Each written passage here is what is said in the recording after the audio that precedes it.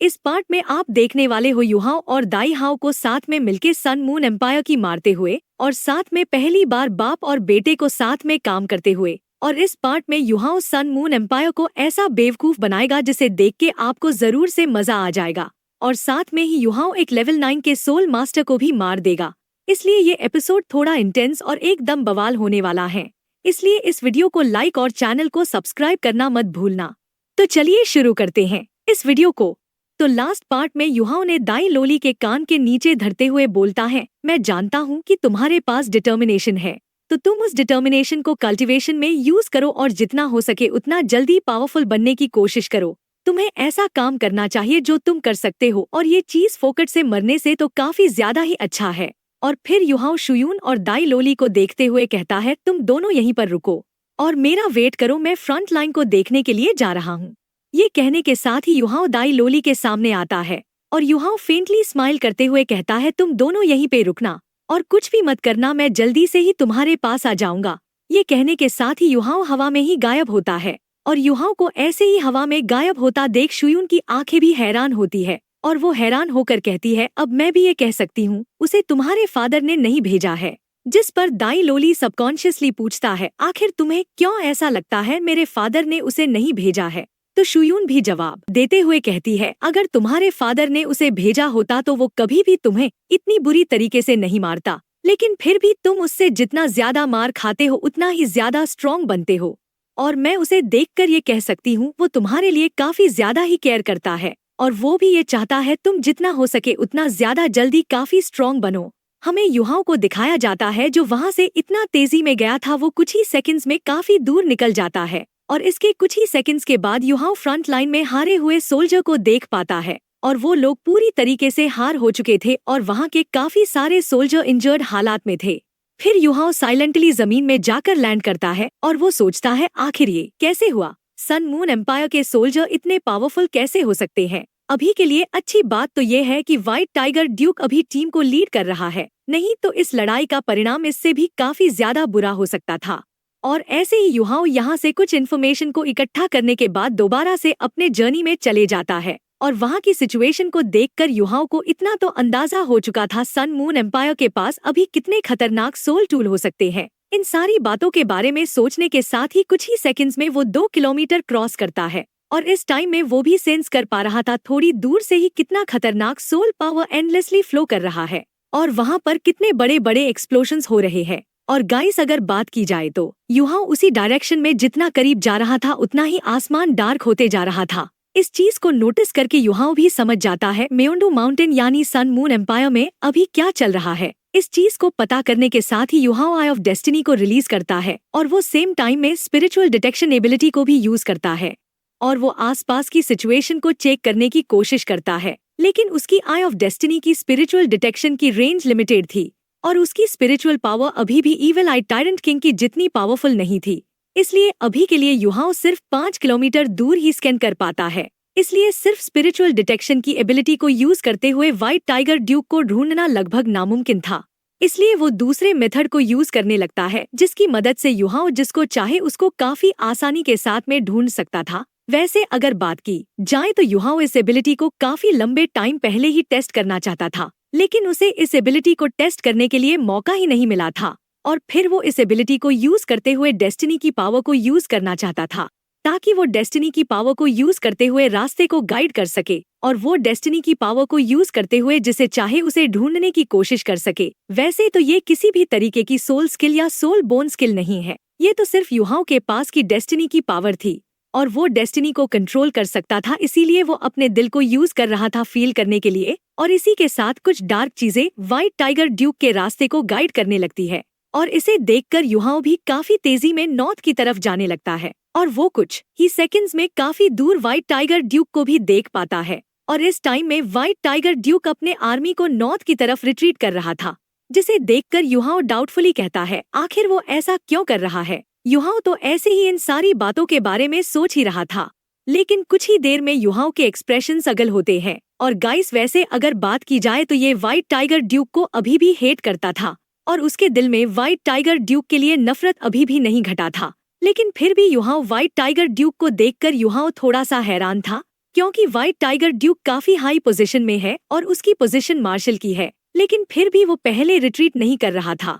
उसने सबसे पहले उसकी टीम यानी उसकी कॉमरेड्स को वहां से निकालने की कोशिश कर रहा था।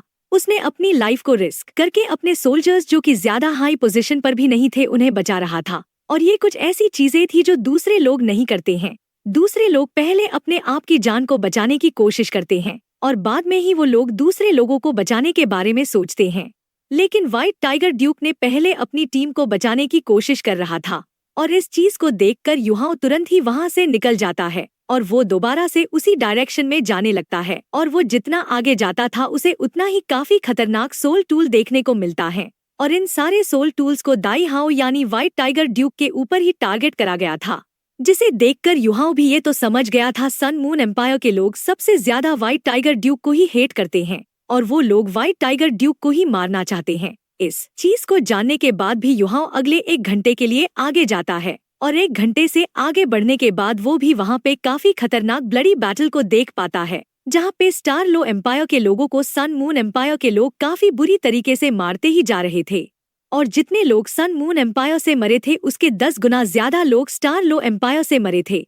और इस चीज को देखकर युहाओ भी समझ जाता है इन कुछ ही सालों में सन मून एम्पायर कितना ज्यादा पावरफुल बन गया है। और युहाओ तो यही सोच रहा था पिछले बार की तुलना में मैं काफी ज्यादा ही पावरफुल बन गया हूँ, लेकिन अभी की इस सिचुएशन को देखकर वो भी ये समझ जाता है वो अभी भी कितना ज्यादा पीछे है।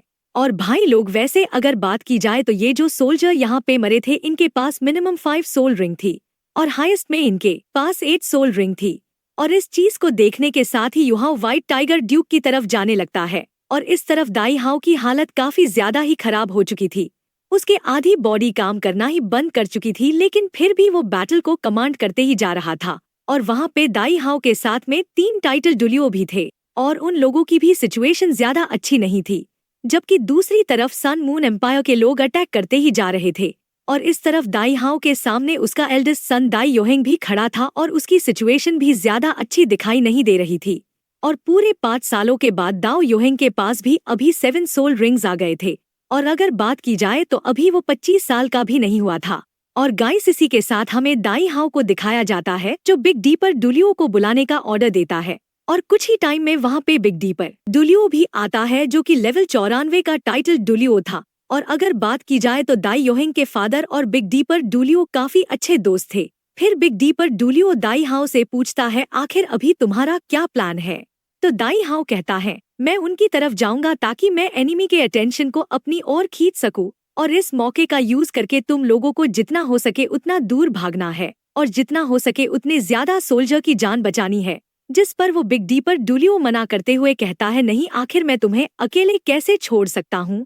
अगर मैंने ऐसा काम करा तो मैं मरने के बाद तुम्हारी फादर को क्या कहूँगा और मैं तुम्हारे फादर को कैसे मुंह दिखाऊंगा।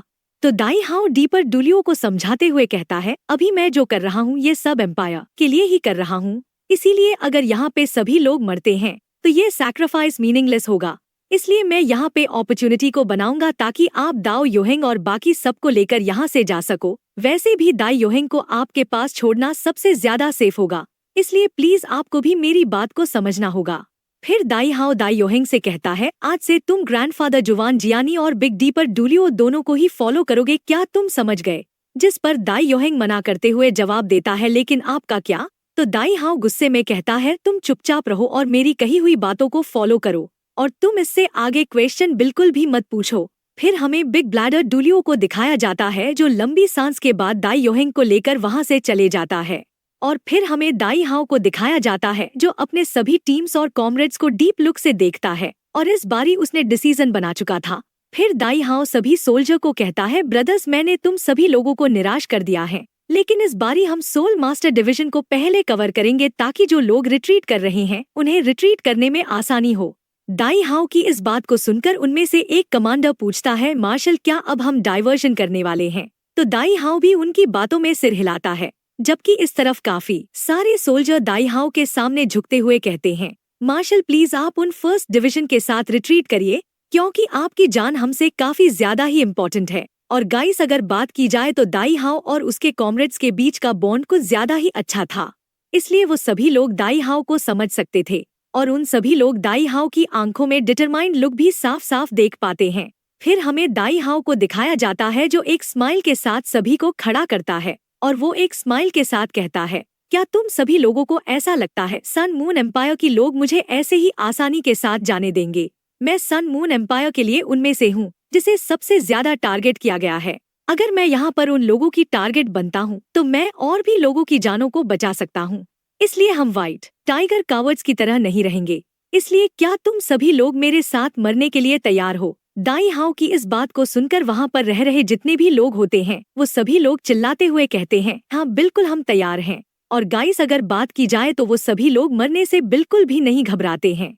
लेकिन वो लोग व्हाइट टाइगर ड्यूक को मरते हुए देखना नहीं चाहते थे और वो लोग ये भी नहीं चाहते थे व्हाइट टाइगर ड्यूक की मौत उनकी तरह हो। फिर दाई हाउ सभी लोगों को कहता है, हमारे पास ज्यादा टाइम नहीं है और हाँ तुम सभी लोगों को तो ये पता ही होगा कि अगर मैंने एक बार सोच बना लिया तो कोई भी मेरे सोच को बदल नहीं सकता है। इसलिए सभी लोग जाओ, तैयारी करो मेरे चाल चलने के साथ सभी लोग मुझे फॉलो करना। दाई हाउ की इस बात को सुनकर सभी लोग अपने आंसू को कंट्रोल करते हुए पीछे मुड़ते हैं, जबकि इस तरफ दाई हाउ आसमान को देखते हुए कहता है, मेरे प्यारे दोस्तों और भाइयों, अगर पुनर्जन्म एग्जिस्ट करता है या एक और बार मैं रीइंकार्नेट होता हूँ तो मैं दोबारा से तुम सभी लोगों का भाई बनना पसंद करूंगा। मुझे माफ करना कि मैं तुम सभी लोगों को प्रोटेक्ट कर नहीं पाया। इतना कहने के साथ ही वो अपने फिस्ट को क्लोज करता है और अपनी 9th सोल रिंग स्किल को रिलीज करने लगता है। और गाइस दाई हाउ की 9th सोल रिंग की पावर अपोनेंट टीम के कमांडर जिसका नाम ये यूलिन था वो भी फील कर पाता है और वो अपने सोल्जर को कमांड करते हुए कहता है, व्हाइट टाइगर ड्यूक अब अपने पूरे पावर को लगाने वाला है, इसीलिए सभी लोग तैयार हो जाओ और अपनी फुल पावर को यूज करो ताकि तुम सभी लोग व्हाइट टाइगर को मार सको। और तुम सभी लोगों के व्हाइट टाइगर ड्यूक को मारना ही गोल होना चाहिए, इसीलिए आज हमें दाई हाउ यानी व्हाइट टाइगर ड्यूक को जैसे भी करके मारना ही होगा। और जब हम दाई हाउ को मारेंगे तो स्टार लो एम्पायर नेचुरली हमारे साथ कॉम्प्रोमाइज कर ही देगा। और गाइस युहाओ के दोनों ही साइड के लोग अब ब्लडी बैटल से होकर गुजरने के लिए पूरी तरीके से रेडी थे, लेकिन तभी अचानक काफी इंटेंस और स्ट्रॉन्ग और पूरे बैटलफील्ड को कवर करने लगता है। और इसी के साथ बिना वार्मिंग के रोज गोल्डन कलर की वर्टिकल आई आसमान में अपीयर होती है और उस वर्टिकल आई में से काफी खतरनाक ऑरा रिलीज हो रहा था। आसमान में उस वर्टिकल आई के अपीयर होने के साथ ही दाई हाउ की कानों में भी एक फेमिलियर आवाज सुनाई देती है और वो फेमिलियर आवाज कहती है, क्या तुम अपने प्लान को फॉलो करने वाले नहीं थे? आखिर तुम किसका वेट कर रहे हो? इस आवाज को सुनने के बाद दाई हाउ टेम्पररी शॉक्ड हो गया था और फिर वो होश में आते हुए सभी को कहता है, व्हाइट टाइगर्स जल्दी से फॉलो करो, जबकि फर्स्ट टीम रिट्रीट करो। ये कहने के साथ ही दाई हाउ आगे की तरफ उड़कर जाने लगता है। वैसे तो दाई हाउ एजिलिटी टाइप सोल मास्टर नहीं था, लेकिन उसकी स्पीड काफी ज्यादा ही तेज थी और वो काफी तेजी में आगे बढ़ रहा था, जिसे देखकर ये यूलिन काफी खतरनाक सोल टूल डिवाइन नीडल से अटैक कर देता है और आसमान में काफी सारे नीडल स्टार लो एम्पायर के सोल्जर की तरफ बढ़ने लगते हैं। और गाइस इसी के साथ हमें काफी बड़ी वर्टिकल आई को दिखाया जाता है जो ब्लडी लाइट के कलर में ग्लो करने लगी थी और उस वर्टिकल आई में से काफी खतरनाक तरीके से ऑरा भी निकलने लगा था और इसकी वजह से उन डिवाइन नीडल्स की स्पीड और भी ज्यादा तेज हो गई थी और इस डिवाइन नीडल से काफी सारे लोगों की जान चली जाती है और स्टार लो एम्पायर के काफी सारे लोग वहीं पे मारे जाते हैं। इसे देखकर ये यूलिन सोल पावर को रिकवर करते हुए सिचुएशन को मॉनिटर करने लगा था और जब वो देखता है इतनी आसानी के साथ में व्हाइट टाइगर ड्यूक की कॉमरेड्स और उसकी सोल्जर मारे गए हैं तो वो कुछ ज्यादा ही डाउटफुल भी दिखाई दे रहा था। और इस तरफ ये यूलिन को इतना डाउटफुल में देखकर कोई मिस्टीरियस वॉइस कहती है, मुझे योर हाइनेस ने यहाँ पे भेजा है ताकि मैं व्हाइट टाइगर ड्यूक को मार सकूं। और आसमान में जो एक वर्टिकल आई अपीयर हुई थी वो मेरी ही स्किल है और मेरी ही स्किल की वजह से वो लोग काफी आसानी के साथ में मरे हैं, इसलिए अब तुम्हें चिंता करने की कोई भी जरूरत नहीं है। और गाइस आपको लग रहा होगा कि युहाओ ये यूलिन का साथ क्यों दे रहा है, तो वो ऐसा बिल्कुल भी नहीं कर रहा है, बल्कि वो तो यूलिन को अपनी चाल में फंसाता ही जा रहा है, जबकि यूलिन को तो इस बारे में बिल्कुल भी अंदाजा ही नहीं है।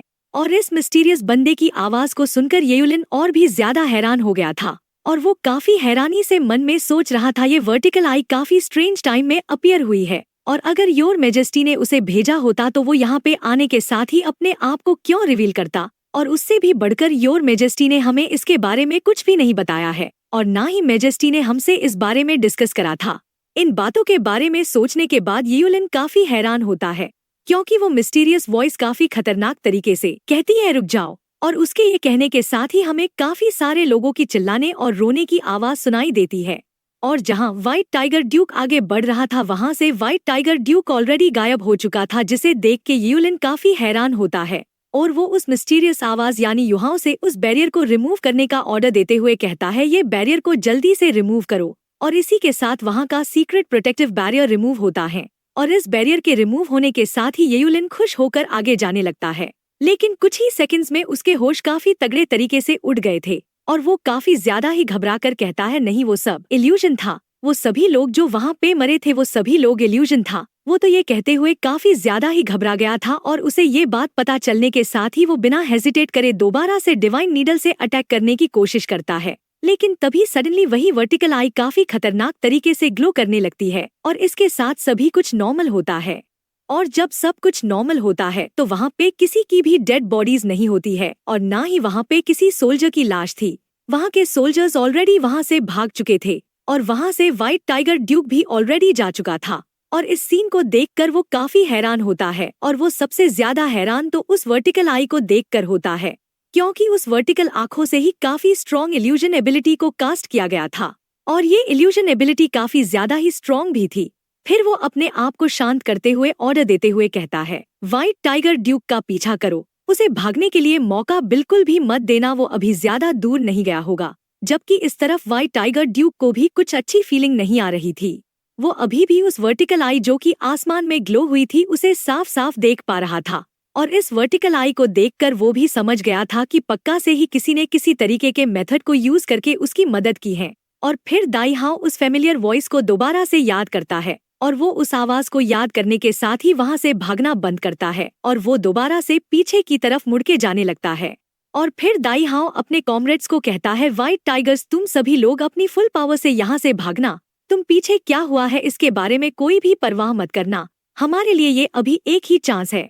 लेकिन तभी उसके काफी तगड़े तरीके से होश उड़ जाते हैं क्योंकि उसके एनिमीज उसके काफी करीब आ चुके थे, जिसे देखकर दाई हाओ एक और बार फाइट करने के लिए पूरी तरीके से रेडी हो जाता है और वो फाइट के लिए जाने ही वाला था। लेकिन तभी हमें दोबारा से वही फेमिलियर आवाज सुनने को मिलती है और इस बारी उस बंदे की ये आवाज सभी सोल्जर के कानों में भी सुनाई दे रही थी और ये मिस्टीरियस पर्सन कह रहा था, व्हाइट टाइगर्स तुम सभी लोग भागना कंटिन्यू करो और तुम सभी लोग उस आगे के पोर्टल के अंदर चले जाओ और जब तुम सभी लोग उस पोर्टल के अंदर चले जाओगे तो तुम सभी लोग वहाँ पे बेवकूफी बिल्कुल भी मत करना और तुम सभी लोगों को अंदर की चीजों को देखकर बिल्कुल भी नहीं घबराना है। सिर्फ तुम सभी लोगों के पास सरवाइव करने के लिए सिर्फ यही चांस बचा है, अब जल्दी करो वरना काफी देर हो जाएगा। और गाइस इस मिस्टीरियस आवाज को सुनकर दाई हाओ दोबारा से रिट्रीट करता है और दोबारा से मुड़कर पोर्टल की तरफ भागने लगता है। और जब दाई हाओ उस पोर्टल को देखता है तो वो काफी ज्यादा हैरान होता है क्योंकि वो किसी तरीके की ब्लैक होल जैसा पोर्टल दिखाई दे रहा था और वहाँ पे ऐसे पोर्टल्स टोटल 12 थे और इसके अंदर से काफी तगड़े तरीके से डेमोनिक ऑरा भी बाहर निकल रहा था। लेकिन इस चीज को देखते हुए भी दाई हाओ बिना हेजिटेट करे सभी को ऑर्डर देते हुए कहता है, सभी लोग जल्दी से उस पोर्टल में एंटर करो। और गाइस अगर बात की जाए तो वो व्हाइट टाइगर्स पहले से ही मरने के लिए तैयार थे, लेकिन अब जबकि उनके पास जीने की उम्मीद है तो भला कौन ही मरना चाहेगा। और इसी के साथ हमें सभी सोल्जर्स को दिखाया जाता है जो सभी लोग पोर्टल के अंदर एंटर करते हैं। लेकिन दाई हाओ वहाँ पे एंटर नहीं करता है जब तक उसे उसके सारे कॉमरेड्स की सेफ्टी के बारे में पता नहीं चलता है। वो वहाँ पे एंटर नहीं करता बल्कि दाई हाओ आसमान की तरफ एक साइड में देखता है जहाँ पे एक ब्लैक फिगर हवा में फ्लोट कर रहा था और वो पर्सन और कोई नहीं बल्कि युहाओ ही होता है जिसने अपनी इल्यूजन एबिलिटी को यूज करा होता है, जिसकी वजह से दूसरे लोग उसे पहचान नहीं पाए थे। फिर युहाओ दाई हाओ को कहता है, व्हाइट टाइगर ड्यूक आखिर तुम क्यों अंदर नहीं जा रहे हो? क्या तुम्हें ऐसा नहीं लगता है कि तुम एक बेवकूफी भरा काम कर रहे हो? तुम तभी सिटी और एम्पायर के लोगों की लाइफ को प्रोटेक्ट कर सकोगे जब तुम जिंदा रहोगे। युहाओ की इस बात को सुनकर दाई हाओ एक स्माइल के साथ हंसते हुए कहता है, हाँ बिल्कुल मुझे पता है कि मैं एक बेवकूफ हूँ, लेकिन फिर भी हम व्हाइट टाइगर इसमें विश्वास करते हैं। मुझे अपने आप में पूरा भरोसा है, अगर मैं मर भी जाऊंगा तो भी एम्पायर को प्रोटेक्ट करने के लिए मेरे डिसेंडेंट्स है। आपका शुक्रिया वो आप ही होंगे जिसने हमारी मदद किया है। आप पक्का से ही वही सेम पर्सन होंगे जब आपने पहली बार मेरी मदद की थी। दाई हाओ की इस बात को सुनकर युहाओ कुछ मोमेंट के लिए जवाब नहीं देता है, लेकिन कुछ देर के बाद वो कहता है, क्या तुम सच में लास्ट में जाने का प्लान कर रहे हो? तो दाई हाओ भी इसके ऊपर हाँ करता है। फिर युहाओ कहता है, तो ठीक है, तब तो मैं भी तुम्हारे साथ ही रुकूंगा। जिस पर दाई हाओ मना करते हुए कहता है, सर ऐसा करने की कोई भी जरूरत नहीं है, आपने हमारी मदद पहले से ही काफी ज्यादा ही कर चुके हैं।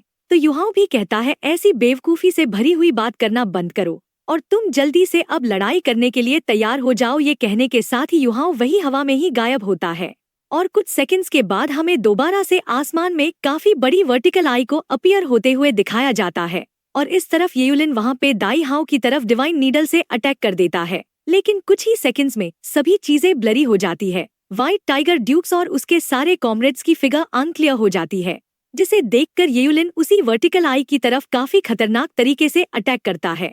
लेकिन सडनली वो वर्टिकल आई बबल बनकर गायब होती है और इसके कुछ ही सेकंड से दोबारा से वही वर्टिकल आई अपीयर होती है और ऐसे ही येयुलिन के सारे अटैक नलिफाई होते हैं, जिसे देखकर येयुलिन काफी हैरान होकर कहता है, आखिर ये क्या चल रहा है? अगर ये इल्यूजन भी है तो क्या हुआ? क्या ये सोल मास्टर के द्वारा ही बनाई गई नहीं है? और इसी के साथ हमें दाई हाओ को दिखाया जाता है जो डायरेक्टली येयुलिन के पीछे टेलीप होता है, जिसे देखकर सभी अपोनेंट्स की टीम काफी ज्यादा ही हैरान थे और वो लोग काफी हैरानी से चिल्लाते हुए कह रहे थे, आखिर ये कैसे पॉसिबल हो सकता है? आखिर कब से दाई हाओ के पास टेलीपोर्ट करने की एबिलिटी आ गई? और तो इसकी टेलीप की रेंज भी काफी ज्यादा ही बड़ी है। और गाइस, अगर बात की जाए तो ऑफ कोर्स दाई हाओ इतना दूर टेलीप नहीं कर सकता है और ना ही दाई हाओ के पास टेलीप एबिलिटी है। इसलिए अगर हम लोग ध्यान से सोचते हैं तो ये काम युहाओ ने ही किया होता है। अगर मैं एक्यूरेटली कहूँ तो जू सांसी के पास ही ऐसा स्किल पोजेस करता है और पास्ट में एक बारी वांग क्वियर ने युहाओ को स्टार डू फॉरेस्ट में सोल रिंग लेने के लिए भी ले गई थी और उसी टाइम में युहाओ ने एक काफी खतरनाक स्किल को भी पाया था और उस खतरनाक स्किल का नाम डुप्लीकेशन था। वैसे तो युहाओ ने अभी तक ये स्किल रैली ही यूज करा है, लेकिन फिर भी ये स्किल इतना ज्यादा खतरनाक है, ये स्किल पूरी बैटल को भी बदल सकता है। वैसे तो युहाओ की ये डुप्लीकेशन सोल स्किल किसी भी मार्शल सोल को कॉपी कर सकती है, लेकिन फिर भी ये सोल स्किल को कास्ट करने के लिए स्पिरिचुअल पावर हाई होने की काफी ज्यादा ही रिक्वायरमेंट है। इसीलिए ही युहाओ ने इस एबिलिटी को कभी भी यूज नहीं करा था। लेकिन वांग क्वियर की मौत के बाद युहाओ की spiritual power concrete material realm में ब्रेक थ्रू कर गई थी। इसीलिए अब कितना भी पावरफुल मार्शल सोल ही क्यों ना हो, वो अब उन सभी मार्शल सोल को कॉपी कर सकता था। और युहाओ कॉलेज से यहाँ पे आने से पहले उसने जू सांसी की जुआन शील्ड एबिलिटी को डुप्लीकेट करा था और अभी उसने इसी एबिलिटी को यूज करके दाई हाओ को इंस्टेंट टेलीप कर दिया था। और इस तरफ दाई हाओ उसके पीछे आने के साथ ही 6th सोल रिंग को यूज करता है, जिसका नाम व्हाइट टाइगर एजमन होता है। और इसी के साथ दाई हाओ ने उसके ऊपर 6th सोल रिंग स्किल से अटैक कर दिया था, लेकिन जैसे तैसे करके येयुलिन इस अटैक से बचता है। और इसी के साथ हमें युहाओ को भी दिखाया जाता है जो कि दूसरी तरफ से आई ऑफ डेस्टिनी को ओपन करता है और इसी के साथ युहाओ की स्पिरिचुअल आई भी चमकने लगती है और इसी के साथ Yuhao 6th soul ring skill को यूज करता है और इसी के साथ युहाओ की बॉडी से सोल रिंग भी बाहर निकल आती है और इसी के साथ युहाओ वांग क्वियर की दी हुई 2 सोल स्किल को यूज करता है और इसके बाद Yuhao directly spiritual shock ability को भी अनलीश करता है। और इसी में युहाओ नहीं रुकता, बल्कि वो इसी के साथ एक लेवल 9 के सोल टूल से भी उसके ऊपर अटैक कर देता है। लेवल 9 के सोल टूल से अटैक करने के साथ ही वो दाई हाओ को दोबारा से अपनी तरफ ही टेलीप करता है और वो दाई हाओ को अपने पास में लाकर उन्हीं 12 पोर्टल्स की तरफ भागने लगता है। और इसके कुछ ही सेकंड्स के बाद हमें वहाँ पे काफी ज्यादा ही बड़ा ब्लास्ट होने की आवाज सुनाई देती है और ये ब्लास्ट काफी ज्यादा ही खतरनाक दिखाई दे रहा था। लेकिन एंड टाइम में हमें पता चलता है कि वहाँ पे येयुलिन को किसी बंदे ने बचा लिया था। और इसी सस्पेंस के साथ ये एपिसोड यहीं पर एंड होता है और अगले एपिसोड की एक्सप्लेनेशन आपको जल्द से चाहिए तो आप इस वीडियो में 4000 लाइक और कमेंट में नेक्स्ट पार्ट लिख दो। तब तक के लिए बाय बाय, टेक केयर।